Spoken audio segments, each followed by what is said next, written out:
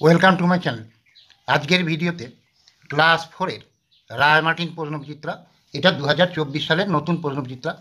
তো এই প্রশ্নবিচিত্রা থেকে আমি ক্লাস ফোরের ফার্স্ট ইউনিট টেস্টের মানে প্রথম পর্যায়ক্রমিক মূল্যায়নের অঙ্কের সমাধানগুলো দেখবে পরপর করে দিচ্ছি। তো আগে অনেকগুলো সমাধান করে দেওয়া হয়েছে, যদি না দেখে থাকো আমি ডিসক্রিপশন বক্সের লিঙ্ক দিয়ে দেবো, ওখান থেকে দেখে নিও। আর আজকে আমি 7 নম্বর মডেল পেপারটার সমাধান করব। তো এইগুলো করলে দেখবে তোমাদের ফার্স্ট ইউনিট টেস্টে যে কোশ্চেনগুলো আসবে তার বেশিরভাগই এখান থেকে কিন্তু কমন আসবে। তোমরা এগুলো প্র্যাকটিস করলে খুবই উপকৃত হবে। দেখো এই 7 নম্বর মডেল পেপারটা, এটা বর্ধমান পৌর উচ্চ বালিকা বিদ্যালয়, তো এইখান থেকে নেওয়া হয়েছে মিউনিসিপ্যালিটি গার্লস স্কুল থেকে। তো এখানে দেখো শূন্যস্থান পূরণ করো 598 সংখ্যাটিতে 9-এর স্থানীয় মান। তো আমি এইগুলো অ্যান্সার করে রেখে দিয়েছি খাতাতে, যাতে করে তাড়াতাড়ি তোমরা সুবিধা হয়, ভিডিওটা ছোট হয়। তো পরপর অ্যান্সারগুলো দেখে নাও, আশা করি তোমরা খুবই উপকৃত হবে। দেখো 598 এখানে বলেছে 9-এর স্থানীয় মান, তার মানে 9টা কোন স্থানে আছে। দেখো একক দশকের ঘরে 9 আছে, তাহলে 9-এর স্থানীয় মান কত? 90। খুব সহজভাবে বুঝতে গেলে বা লিখতে গেলে যেই অঙ্কটা বলবে এটা 9টা আছে, তারপরে ডান দিকে কটা অঙ্ক আছে তটা শূন্য বসিয়ে দেবে। দেখো 9-এর পাশে একটা অঙ্ক আছে, একটা শূন্য বসিয়ে দেবে, 90। এর পরের প্রশ্নটা বলেছে গুণ্য ও গুণক পরস্পর স্থান বদলালে ড্যাশ একই থাকে। গুণ্য আর গুণক যদি পরস্পর স্থান বদলায় তাহলে গুণফলটা একই থাকবে। ধরো 2 আর 5 গুণ করতে দিয়েছে, তাহলে অ্যান্সার কত? 10। এটা গুণ্য আর এটা গুণক, তো এই দুটোকে যদি পাল্টাপাল্টি করে দেওয়া হয়, ধরো এখানে লিখলাম 5, এখানে লিখলাম 2, একই উত্তর হবে। সেই জন্যে গুণ্য আর গুণক স্থান পরিবর্তন করলে গুণফলটা একই থাকবে।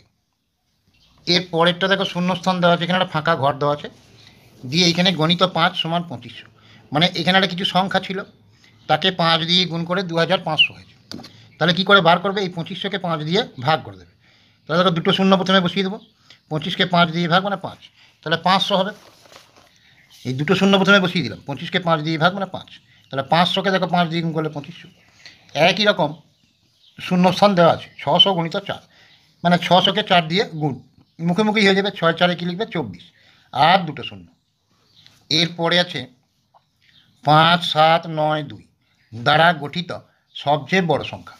দেখো এই অঙ্কগুলো দিয়ে গঠিত সবচেয়ে বড় সংখ্যা কোনটা, এটা লিখতে হলে বড় থেকে ছোট পরপর সাজিয়ে লিখে দিলেই হয়ে যাবে। তাহলে 9 প্রথমে লিখব, তারপরে 7, তারপরে 5, তারপরে 2, 9752। এর পরের প্রশ্নটা বলেছে দেখো যে এখন দুপুর 1টা 35 বাজে, 24 ঘন্টার ঘড়িতে সময় হবে কত।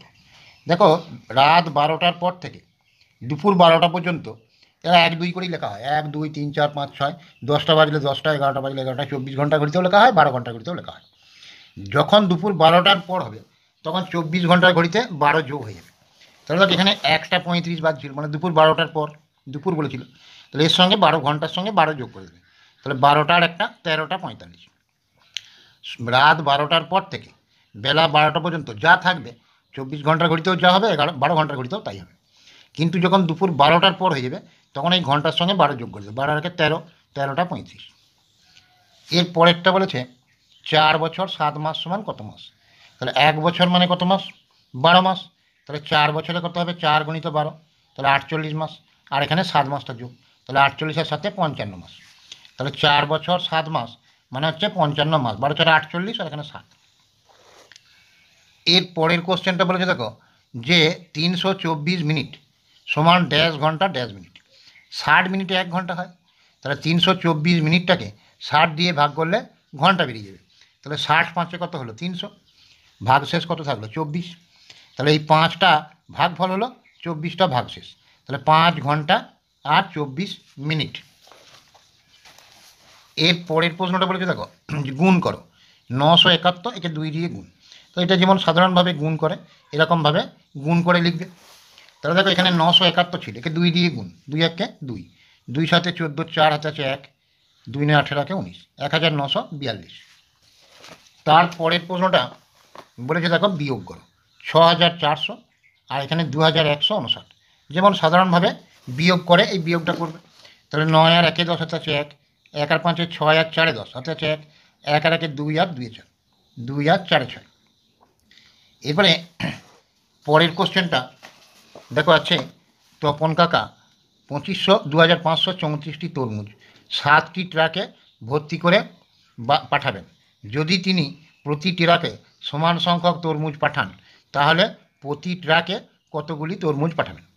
তাহলে মোট তরমুজ ছিল কটা? 2534টা। কটা ট্রাকে পাঠিয়েছে? 7টা ট্রাকে। তাহলে এবারে প্রত্যেকটা যদি সমান সংখ্যক পাঠায়, তাহলে কী করতে হবে? প্রতি ট্রাকে পাঠাবে, এইটাকে এটা দিয়ে ভাগ করবে।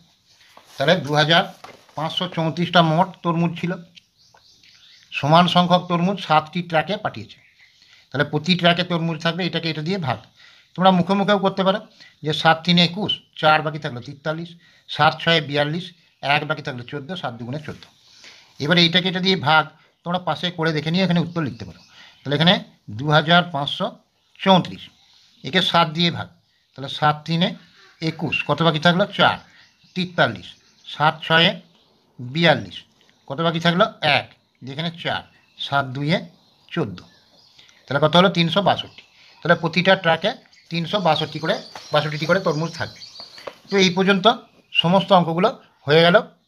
তো আগেকার ভিডিওগুলো না দেখে থাকলে দেখে নেবে, আর পরের ভিডিওগুলো পরপর দেবো। ভিডিও ভালো লাগলে লাইক করো, শেয়ার করো, সাবস্ক্রাইব করো।